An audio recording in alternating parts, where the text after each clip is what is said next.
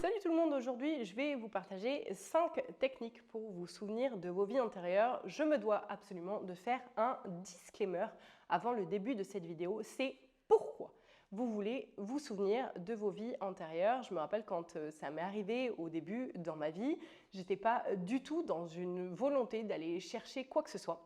J'étais en train de me brosser les dents devant le miroir et je ne sais pas pourquoi, j'ai commencé à me fixer dans les yeux. Ça fait partie d'une des techniques que je vais vous développer par la suite. Et en me fixant dans les yeux, j'ai commencé à voir mon visage qui se déformait et à vraiment être transformé, à avoir des visages, des informations qui passaient devant mes yeux. Je ne sais pas trop comment vous l'expliquer, je vais vous l'expliquer par la suite plus longuement. Et j'ai écrit à mon frère à ce moment-là en lui disant « Ah, je viens de découvrir un truc, etc. » Il m'a dit « Les vies antérieures, ça ne sert à rien, ça sert qu'à faire mousser l'ego. » Sur le coup, je m'étais posé la question en me disant « Est-ce que c'est comme ça que je le perçois moi ?» Et avec le temps, je suis pour et contre à la fois. C'est-à-dire que pour ma part, dans les vies antérieures que j'ai pu découvrir de moi, j'ai toujours mis un point d'honneur à me dire je veux pas découvrir, mais si je découvre quelque chose, je veux que ça me serve à pouvoir me rappeler ce dont je suis capable. Dont, par exemple, la vie dont je vous parle, où j'étais en train de me brosser les dents et que j'ai vu plein de choses. La nuit d'après, j'ai fait des rêves où j'étais sur des champs de bataille, je savais me battre, etc. J'étais très fatiguée le lendemain matin. Et en fait, ça m'a permis de me souvenir que j'étais capable de me battre, que j'étais capable de justesse, de justice, que je me battais pour la justice, pour rétablir cette justesse avec les peuples, etc. Et ça a été très important parce que toutes les fois où j'ai manqué de confiance en moi, parce que ça arrive, je me suis souvenue de qui j'étais. Donc je pense que se souvenir de ses vies antérieures pour ça, pour garder et se souvenir qu'on est là pour avoir confiance en nous et mener à bien ce que l'on est venu faire sur Terre, je pense que c'est utile. Maintenant, par exemple, dans cette vie-là actuelle, je sais qui est Dalida et qui est Marilyn Monroe. C'est des personnes à qui je l'ai dit et qui n'ont pas forcément pris ces informations pour ce qu'elles étaient, c'est-à-dire simplement une information. C'est pas « tu es Dalida », c'est « tu as été ».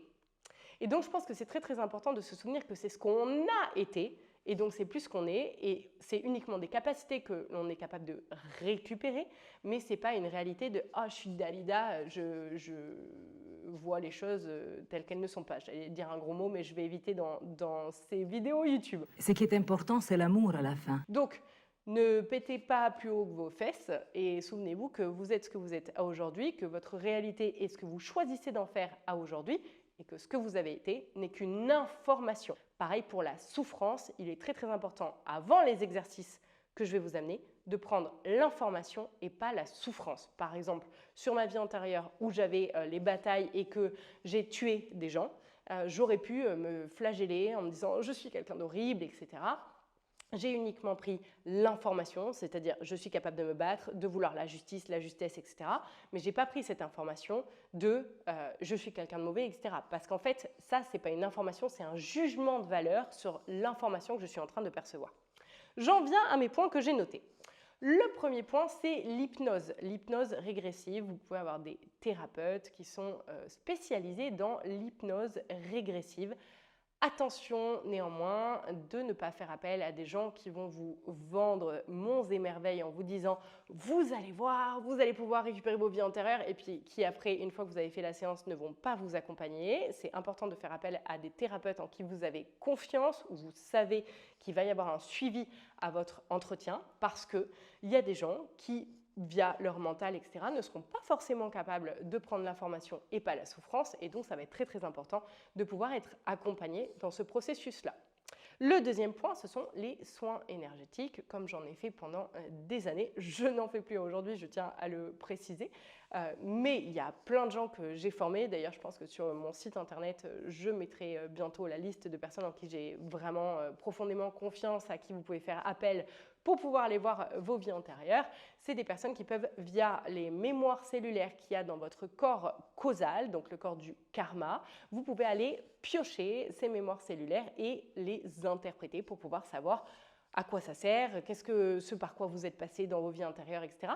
À noter tout de même que pour ma part, même quand je faisais les soins énergétiques, je ne faisais pas la liste des vies antérieures de la personne parce que je ne trouvais pas ça utile à part pour nourrir son mental. Par contre, je me permettais d'aller piocher dans ses mémoires cellulaires du corps causal pour pouvoir dire à la personne, voilà, je vois telle blessure, telle chose qui a été vécue, ça fait peut-être écho à quelque chose que tu vis encore aujourd'hui, et donc ça viendrait expliquer, et tu peux changer ce vécu, cette mémoire cellulaire, en réadaptant ton comportement de telle ou telle manière, d'accord ? Je tiens encore une fois à vous dire que connaître ses vies antérieures pour connaître ses vies antérieures, pour moi, ça ne sert à rien à part être de la masturbation mentale, vraiment. Le troisième point, c'est l'auto-hypnose. Il y a des techniques sur Internet, je vous laisse aller les voir. Il y en a une qui consiste à fixer son pouce comme ça et à vraiment se focus jusqu'à ce que le pouce se transforme. Alors, je ne vais pas vous en dire plus parce que ce n'est pas mon métier, etc. Je vous laisse, il y a plein de vidéos sur YouTube pour faire de l'auto-hypnose. C'est un bon moyen pour entrer dans une sorte de transe. Alors, je fais attention à prendre ce mot avec des pincettes. La transe, quand on n'a pas un bon ancrage, je me dois absolument de vous préciser qu'il faut vraiment être pleinement ancré ici et maintenant.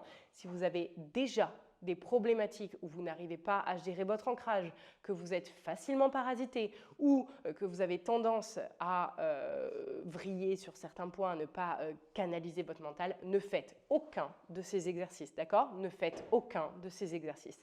Donc même l'auto-hypnose, ce n'est pas une bonne idée parce que du moment où on va rentrer en transe, je le mets entre guillemets, en fait, ça va calmer le mental d'un coup et ça va permettre à des informations de venir. En fait, c'est comme si autour de nous, on avait un champ d'informations et quand on calme et qu'on canalise le mental, ça laisse la possibilité à ce champ d'informations d'être conscientisé.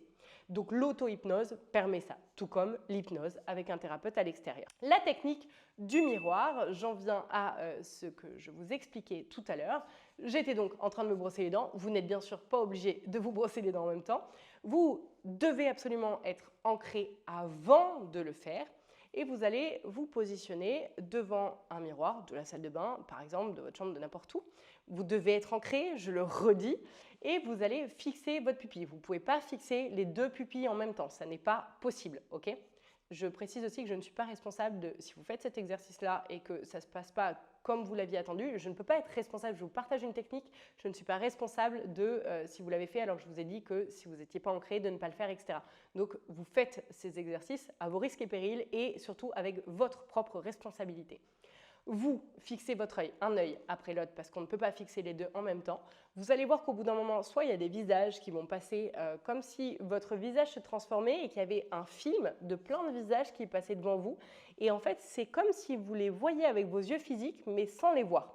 Un peu comme un souvenir, mais avec un... Vous voyez comment ça fait un mirage sur la route en plein été, où on a en fait cette impression que le sol se déforme, qu'il est ondulé. Ça fait un peu la même chose avec le visage, où en fait on voit avec le souvenir, mais il y a quand même une action sur le physique. On voit le visage se déformer. Donc ça peut être comme ça. Ça peut être le visage entier qui se déforme, qui prend une autre forme, une autre apparence. Ça peut être des informations qui viennent directement en flash, c'est ce qu'on appelle de la clairvoyance. Je ne mets pas d'étiquette là-dessus pour pas trop, en tout cas pour ne pas vous influencer.